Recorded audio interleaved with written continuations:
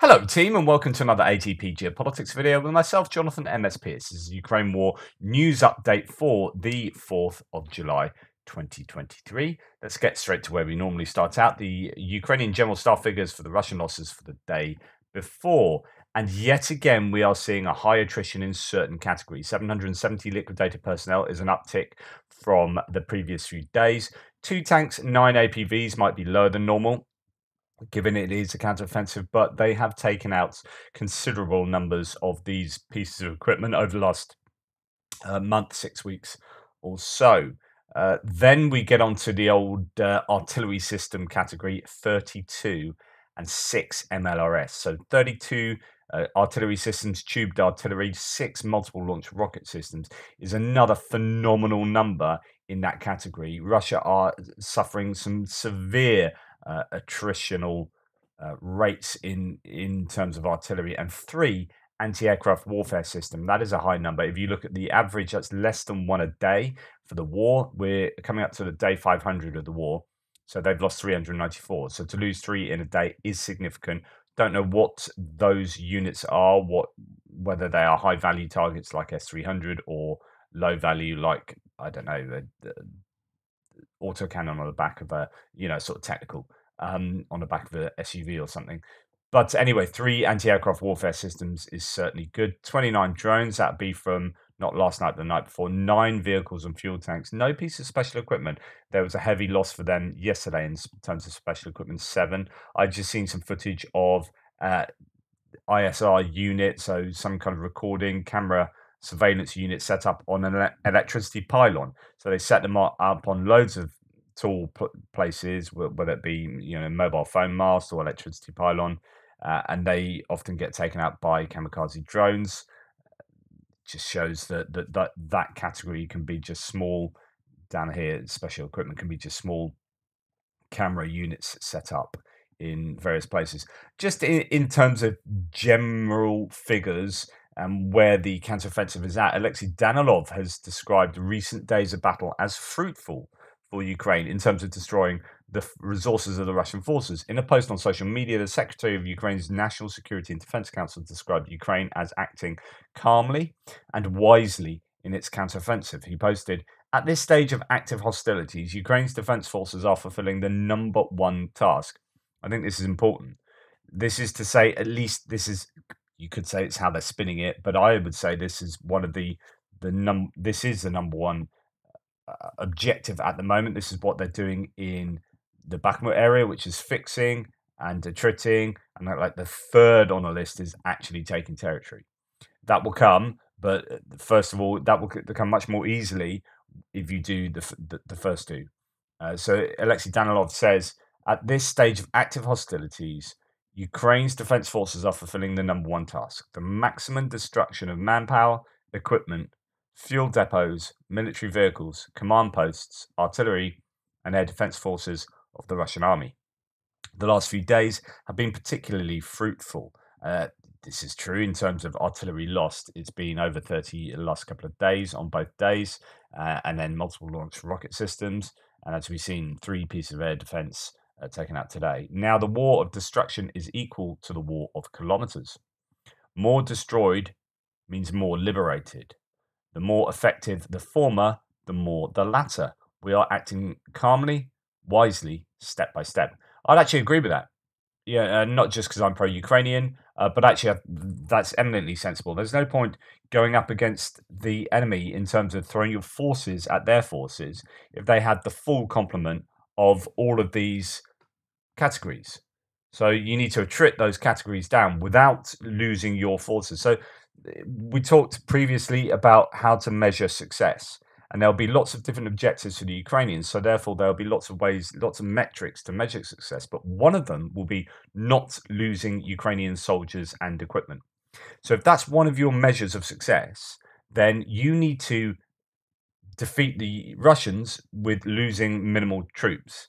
So what you don't do is charge up against fully dug in Russian defenses with all their artillery, all their air defenses, all their APVs and tanks. Just charge them with all of your troops and equipment. No, you hang back. You absolutely hammer them using Storm Shadows, HIMARS, artillery, PGNs, precision guided munitions, so on and so forth, to a point where they are so degraded that you then have your big attack, and that looks to be what is taking place. In terms of Oryx, the visually confirmed losses for both sides, I am showing you these over time to give you a sense of trends rather than, well, if I just show you on one day, is that an anomaly? Because they are looking at data that can come from anywhere from the beginning of the war. So they might get sent some pictures of some vehicles that were seen in a field that one side has suddenly liberated that field or taken over that field. They see some equipment, and that equipment was blown up in February last year. So it doesn't mean that that's happened in the last couple of days. But if you look at it over time, then those anomalies get ironed out and you get a picture of what's taking place. And we have seen consistently for the last couple of weeks, when this data comes out every other day, sometimes every 3 days or whatever, you see that the Russians are losing more than Ukrainians. So here we have 38 Russian losses, and we have 15 Ukrainian losses. What are the sorts of Russian losses we are seeing? Well, we've got 3 tanks there, and then a lot of IFVs, and then, as you can see here, a lot of artillery. There isn't a huge amount of video footage of artillery coming through, considering the number of pieces that are taken out. So there is an element of taking the Ukrainians at a word for some of the equipment losses, obviously. 2 Strela there, so those are air defense systems, sort of short range air defense systems, and then a helicopter thrown in as well. So, and a number of the larger drones there. In terms of Ukrainians, we are seeing 1 tank, 1 Leopard tank, then BMP, Bradley, and then we move on to sort of MRAPs, a few artillery pieces, radar system there, and so it's not as you would expect it, really. It's fairly standard attrition. I would say this is yet again evidence that the ratios are in Ukraine's favour in terms of equipment lost. That Leopard tank might well be this Leopard tank here, Leopard 2A6, destroyed by the Russian forces fighting the Zaporizhia front.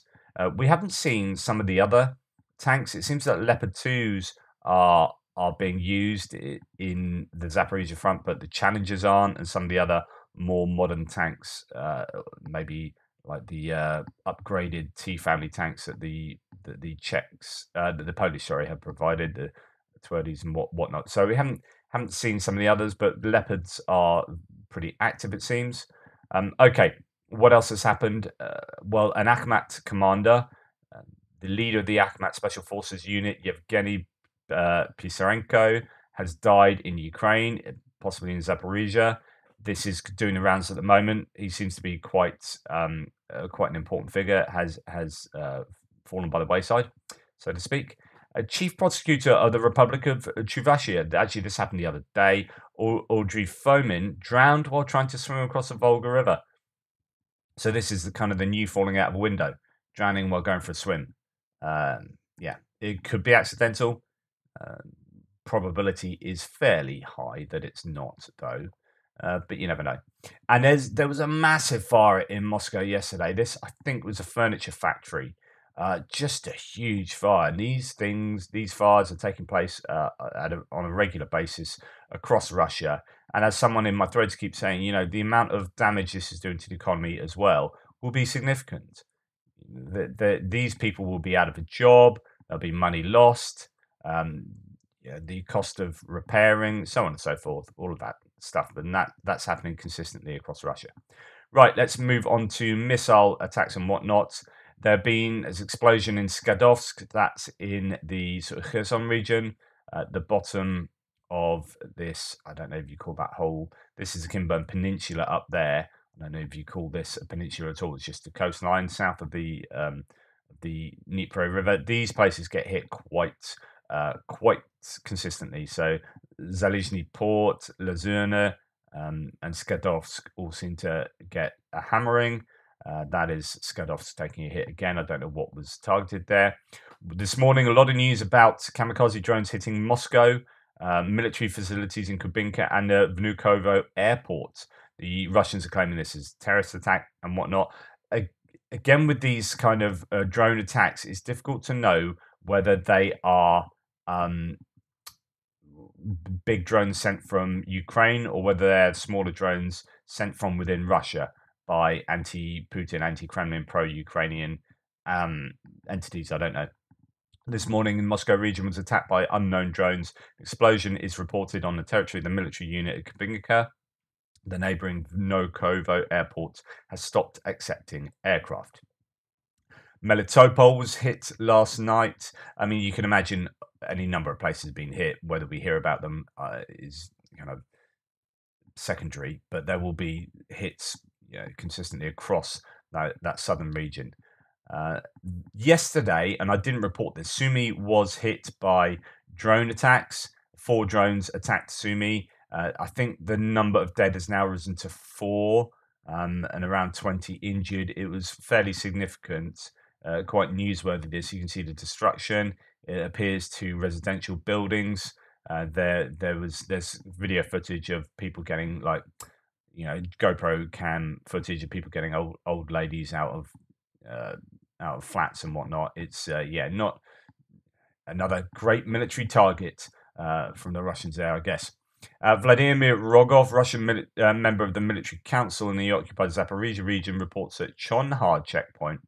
So if you remember, the Storm Shadows hit the Chonhar Bridge, one of the 3 access points to Crimea. It's the middle one, bridge going across a kind of isthmus. It's not quite an isthmus. It is an isthmus, and then joined by bridge to the other side. That was hit by Storm Shadow. That is apparently fixed and is allowing traffic again. I can't confirm that at the moment, but that is a Russian claim. Okay, let's go to look at some of the other claims in the suitably vaguely titled Other tab. If I can work out what the devil's going on here. Right, there we go. So, first port of call here is Prigozhin, of course.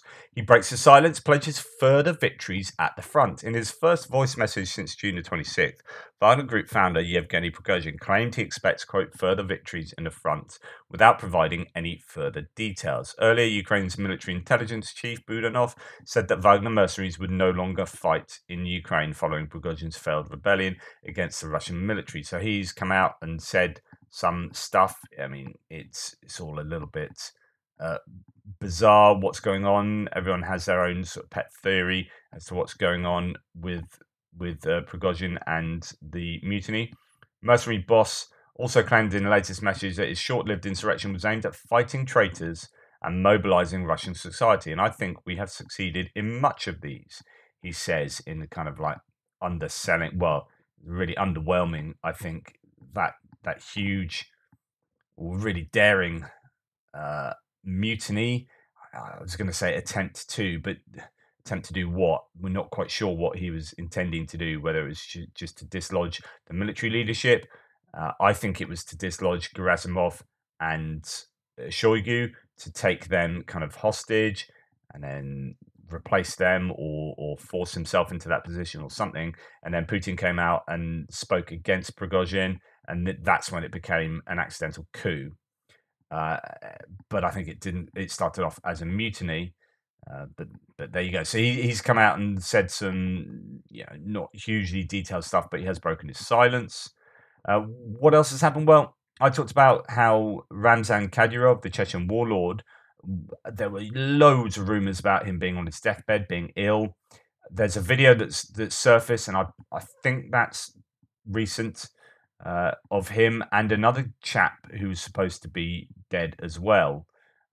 But I presume these two are back in, or not that Kadyrov left Chechnya, but this is in Chechnya. So this guy may have been injured. That's why he's back in Chechnya as a Chechen general or whatever he is. So anyway, they both seem alive. But in March, an article in the German newspaper Bild claimed that Kadyrov had summoned a specialist from the UAE to treat a serious kidney condition, allegedly the result of an attempted poisoning. So it could be that Kadyrov, I mean, looks very large-faced now, uh, larger than he was previously. So maybe there's steroids involved or something. I don't know. He could be ill, but he might not be. These rumors, that's why I said previously, they are just rumors, completely unconfirmed.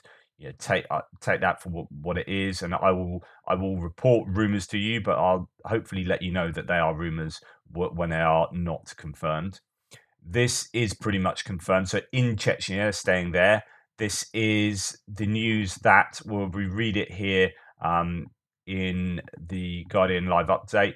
A prominent Russian journalist and lawyer were attacked and suffered serious injuries after several masked men in the Russian region of Chechnya forced their car to stop on Tuesday. Reuters reports a journalist, employer, and rights group said in statements. Journalist Yelena Milashina had her head shaved, several fingers broken, and was covered with green dye in the attack, according to human rights group Memorial. The well-known journalist for the Novaya Gazeta newspaper, so she's an independent Russian journalist, was traveling to the Chechen capital Grozny from the local airport with lawyer Alexander Nemov when they were attacked. Reports said Nemov has been stabbed in the leg. I believe he might be unable to speak as well, and that their attackers had made it clear the duo were being punished for their activism and reporting. Reuters reports that there is no immediate comment from the authorities in Chechnya. So she had a head shaved, was beaten. Apparently, she's losing consciousness quite often.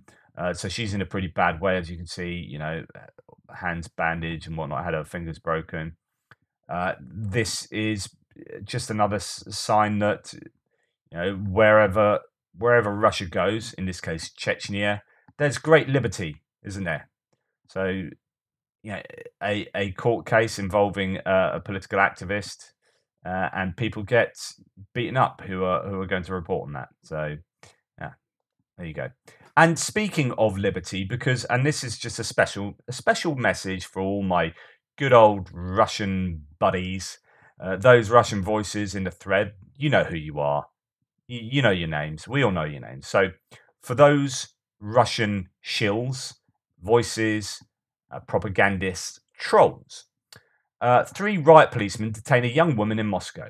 I just want to show you what liberty looks like and what you guys are obviously fighting for. So you're fighting to liberate Ukraine, right? I mean, that you're standing for liberation. It's all about Russian liberty, freedom. Freedom to do things freely, to think freely, right?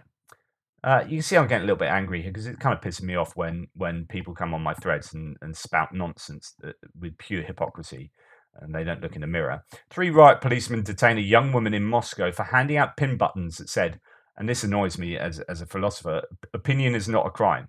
That's all it says. Opinion is not a crime. It doesn't say anything about Ukraine. It doesn't say anything about anything. It's just opinion is not a crime. You're entitled to an opinion. Apparently you're not. Apparently you get arrested for saying you are entitled to your opinion, that having an opinion is not a crime. Rather interesting, the word opinion in Russia now signifies dissent. So she was taken away by 3 armed policemen. So that's nice. Well done, Russia. Excellent stuff. Again, it's like, you guys on the right side? It's just stuff like this. It's like, you guys on the right side? A Russian soldier in Turkey who attacked Ukrainians on the beach and bragged about murdering civilians in Ukraine while showing pictures on his mobile phone, was interrogated by the police and kicked out of the hotel. Good. Do one, mate. Yeah, nice. So let's go and have a look at the front line. On the Eastern Front, the number of Russian troops is more than 180,000 people, said the Speaker of the Eastern Forces, Cherevati. 180,000 people down that whole front. That would be Luhansk. In fact, Luhansk seems to be where most of them are. Yes, there's about 50,000 around Bakhmut. As we come and look here, more than 120,000 Russian invaders are concentrated in the Kupiansk-Liman direction, and about 50,000 in the Bakhmut area. So 120,000 is over quite a large area. 50,000 is a much smaller area, but that's really significant that there's 120,000 Russian forces. I was going to say, well, Russian troops, but we'll come on to this, concentrated along the Luhansk front line. Of course, most activity is taking place in, yes, Bakhmut, but also Zaporizhia. So that's what Cherevati said. Now, David D has a little look at this, says, I don't think Russia knows how outmatched and fracked they are. The 49th is now just a shell with only one brigade, the 61st and 1st and one division 7th. Both are gutted, and the rest of what you see is made up of badly supplied territorial defense forces, lightly armed and hardly trained. Part-time mobilized, territorial defense forces are circled, and yes, the tank regiment is equipped with T-62 and T-55s. He's just having a look at the force quality up and down the front line, and he says there was something else that was worthy of note here. Yes, this is it. So someone says there's supposed to be about 120 to 180,000 troops amassing in the east. So that's what Cherevati has said. And he said, so David D says, yes, in the Zaporizhian Kherson region on two fronts with combat support, combat service support, just support, rear areas, etc. For one soldier up front, it takes 2 to 6 troops behind them to keep them up front. The cooks, paperwork, mechanics, transport, medical, etc. That's not a lot of combat power overall. This is significant. So this goes then to talk about the 180,000 troops. That's why, do I call them troops? That's 180,000 service personnel. How many of those are fighting in the trenches on the front line? Arguably, well, at least according to this source, it could be like a fifth, a sixth of those troops. So it could be 30,000 troops, and everyone else just, well, not just, but doing all the logistics and everything else that's involved in committing to a war. Anyway, moving on. Wanted war criminal and former FSB officer Evil Gherkin reports, quote, apparently the enemy resumed the offensive on the Vremevsky ledge, south of Velika Novosilka. Heavy fighting is reported. Alarming information comes from the area north of Bakhmut, just where the understaffed units of the 3rd Army Corps are deployed on our side. So go back to there being 50,000 people around Bakhmut, and he's still saying they are understaffed. The enemy in that area has an advance. How deep, I can't say. There is little information, but there urgently went reserves. So the reserves have gone there. I've reported that last few days, but they still seem to be struggling, the Russians. Osman from the 24th Aidar and the Bakhmut Demons, so 2 fighters on the Bakhmut front. Sources for null reports confirm further progress has taken place near Klishchivka, that's south of Bakhmut. Based on our information, Ukrainian forces managed to kick out Russian troops from the last strategic positions on the north and northeast outskirts of Klishchivka. There's only one field now to the settlement. Aidar Battalion, Klishchivka Forest south of Bakhmut has come under our control. So that's that whole forest area there. Russia has deployed 50,000 troops to the Bakhmut region, meaning that a third of all their manpower is at the eastern front. So anyway, these forest areas are now under the control of the Ukrainians, and that means it's just now the town. You'd expect them to be fighting over the town today. Defense Ministry reports escalation on the Bakhmut front line, advances on the southern flank. That's where we've just been looking. The battlefield situation has escalated again in the Bakhmut area, with 2 sides trying to gain the initiative, says Hannah Malia. She reported that yesterday. Ukrainian forces are advancing on the city's southern flank near the village of Klishchivka. However, quote, however, the situation is changing very rapidly. Control over the same positions can be lost and regained twice a day. So I guess that's a case of managing expectations. Ukrainian forces fighting on the outskirts of Pryutne, southwest of Velika Novosilka. So there are several places, Staromayorska, Uruzhaine, and Pryutne, where the Ukrainians seem to be fighting. That's so this map here, that's actually the Velika Novosilka salient. That would be somewhere over here. So then when we go further to the west towards the Vasilivka axis, Russian artillery fire was geolocated in the forest ridge southeast of Pyatikhaky, confirming Ukrainian presence. So he has shown some gains for the Ukrainians around that Pyatikhaky, or to the east of Pyatikhaky. I've adjusted the area under Ukrainian control southeast of Orikhiv due to the fact that there is a consensus on the width of the Ukrainian advance north and northeast of Robotyne over a length of 10 to 12 kilometers. So he's included some extra gains there to the kind of northeast of Robotyne. Both Russian and Ukrainian sources confirm fighting is on the outskirts of Robotyne. So Uh, there is movement, albeit slow and steady. Ukrainian forces widen their control at Lobkove and Pyatikaki and reach the outskirts of Robotyne. Furthermore, Russians have deployed their reserves to stop the Ukrainian advance, while Ukrainians still haven't deployed their main force. That's kind of the key point to this whole front. The whole Zaporizhia front is that the Russians are deploying their reserves. Like I've told you before countless times, it's all about the objectives. What are the objectives?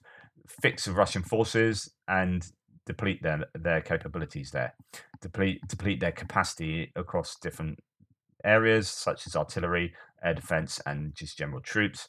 So, furthermore, Russians have deployed their reserves to stop the Ukrainian advance, while the Ukrainians still haven't deployed their main force. That's the important point. Right, let's go on to military aid stuff, and it's all about the F-16s, and really not in a good way. Ukraine is ready to begin the process of F-16 jets transfer, said the spokesperson for the Ukrainian Air Force, Yuri Ignat. According to the spokesperson, a list of pilots prepared to depart for F-16 training as quickly as possible was also approved. Yeah, well, we were kind of hoping that would have been started literally a month ago. Well, really, maybe 6 months ago would be nice. Maybe a year ago, even. But no, we're still waiting for that to start. Training of the Ukrainian pilots on the F-16s was supposed to start in June, but this, despite promises, did not happen. That's the Foreign Minister Kuleba. Quote, there was a promise to start training in June from one of the countries. Now they say that they continue to prepare for the start of the training, but they also made a mistake in the calculations. They need a little more time. But we don't have time. We are speeding everything up as much as possible, Kuleba explained. So still not training on the F-16s, as according to these sources. NATO military chief, Ukraine will not receive fighter jets before the counteroffensive ends. Ukraine will not receive the jets until its ongoing counteroffensive is over, Lieutenant Admiral Rob Bauer, chairman of the military committee of NATO, said on LBC today. LBC is a UK radio station, so he said that today. I mean, that says all you need to know, really. The discussion on the fighters is an important one, but it will not be solved in the short term for the counteroffensive, Dutch Navy officer said. I guess, yeah, like even if training had started a month ago, you still wouldn't see jets really until in approaching winter probably this year. And the counteroffensive you'd assume would be over by then, but some are saying actually it could be a very long counteroffensive.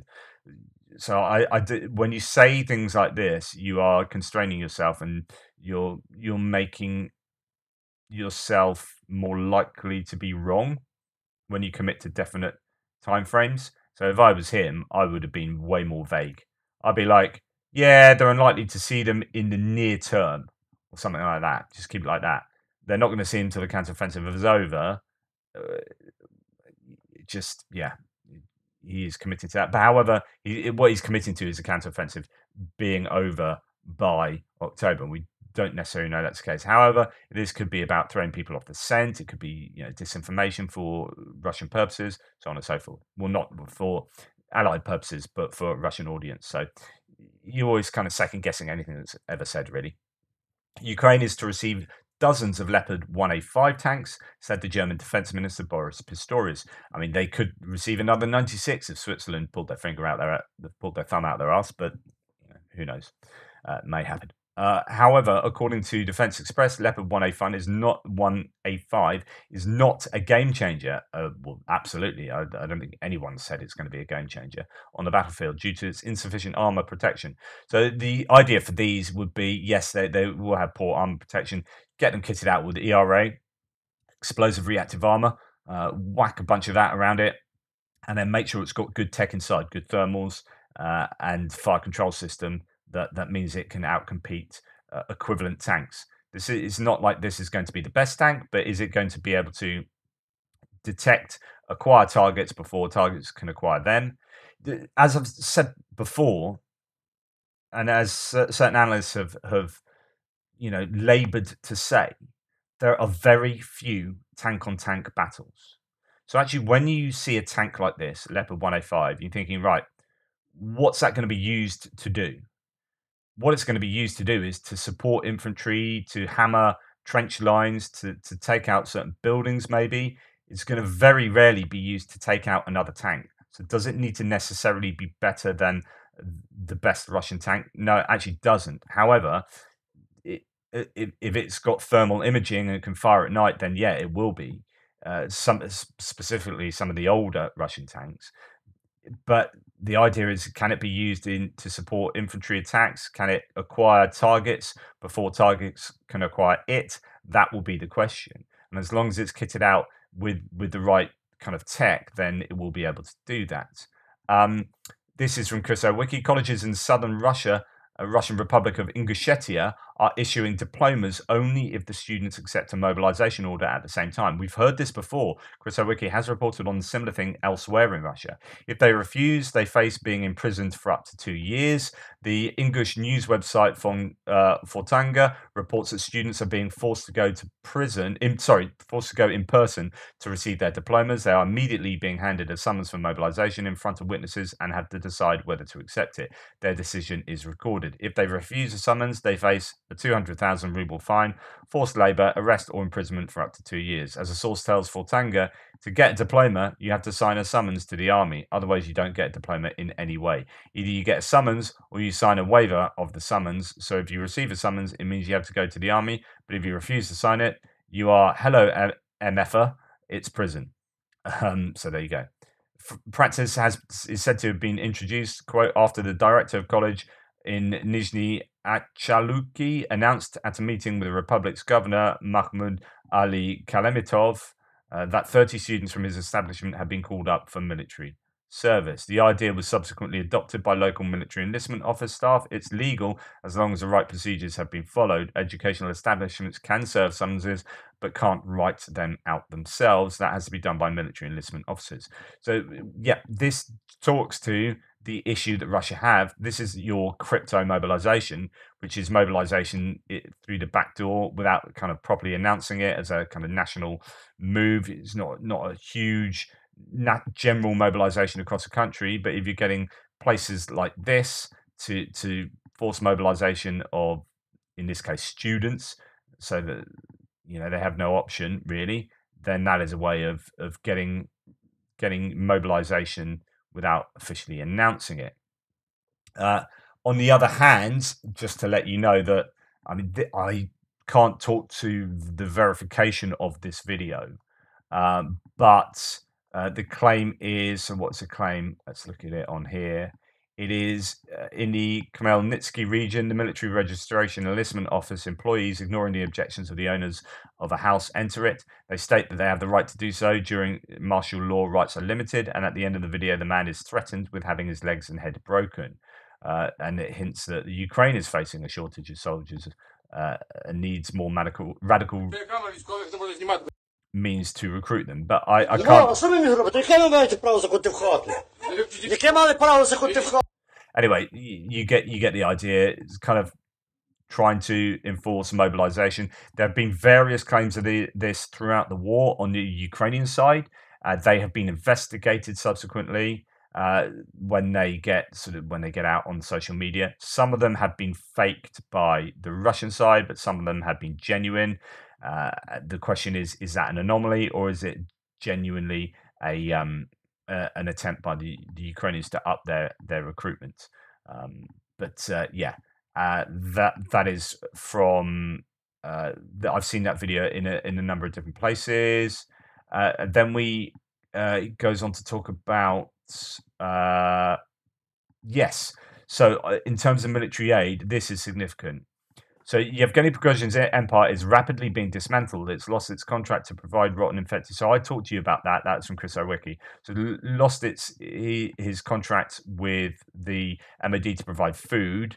But then Grey Zone, which is associated with Wagner, it's a Wagner Telegram channel, says there have been personnel changes in the structure of the trusteeship represented by the League to protect the interests of veterans of local wars and military conflicts. The Board of Commanders decided to terminate the powers of one of the highest ranking officials in the Wagner Group, Troshev Andrei Nikolaevich, call sign Grey. However, the commanders decided to appoint the former commander of 5th Assault Detachment of the Wagner Group. So the change is only to replace one famous Wagner Group guy with a non-famous Wagner Group guy. So in other words, the idea here, I think, is that Wagner, they're being seen to do stuff to Wagner, potentially without actually doing stuff to Wagner, so that they can still be operational.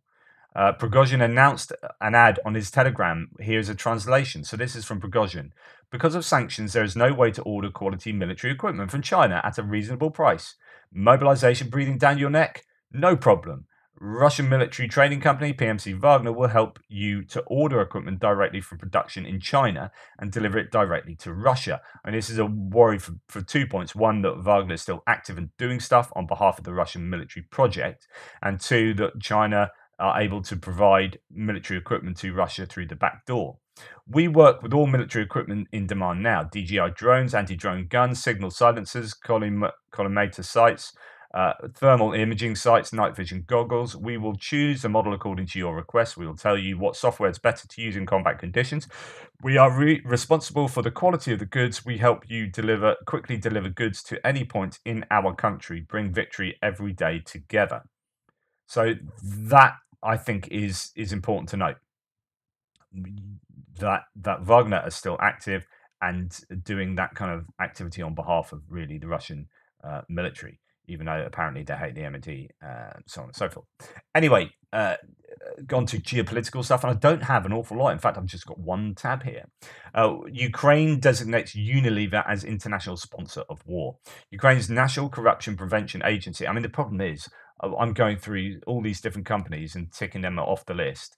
No, not going to use them, not going to use them. And now all I can do is buy apples from my local orchard. Ukraine's National Corruption Prevention Agency, NACP, added British corporation Unilever to the international sponsors of war. Unilever is a parent company for a whole load of different makes, different labels and whatnot. To the international sponsor of war list for not exiting Russia. According to the report, the corporation paid about $50 million in taxes to the Russian state budget in 2022. Unilever Russia's profit increased from $61 million in 2021 to more than $117 million last year. So a lot of these Unilever brands will have different names abroad, but certainly in the UK, we have Domestos Comfort, Ben & Jerry's, Hellmann's Mayonnaise, Dove, Knorr, Omo, Magnum, Lifebuoy, Rexona, 7th Generation, Sunsilk. I mean, just 400 brands.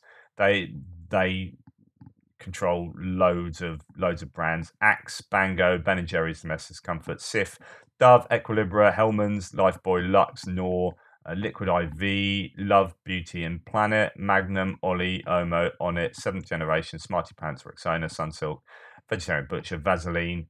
I use a number of these off and on, now and again, so on and so forth. So I guess and Walls, so ice cream. So I guess the question is, with food and some of these are non-sanctioned, right?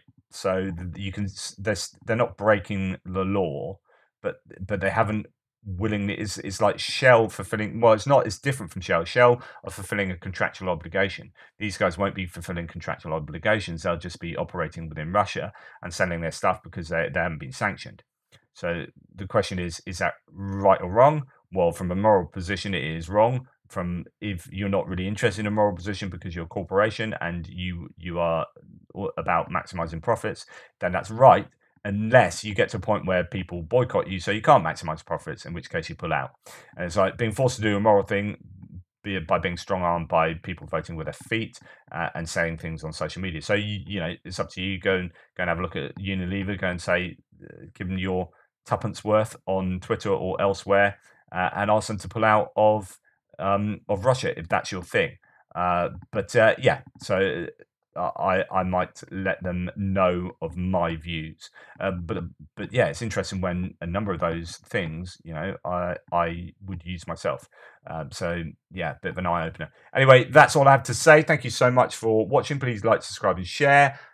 Take care of yourselves, and I'll speak to you later in the Frontline update.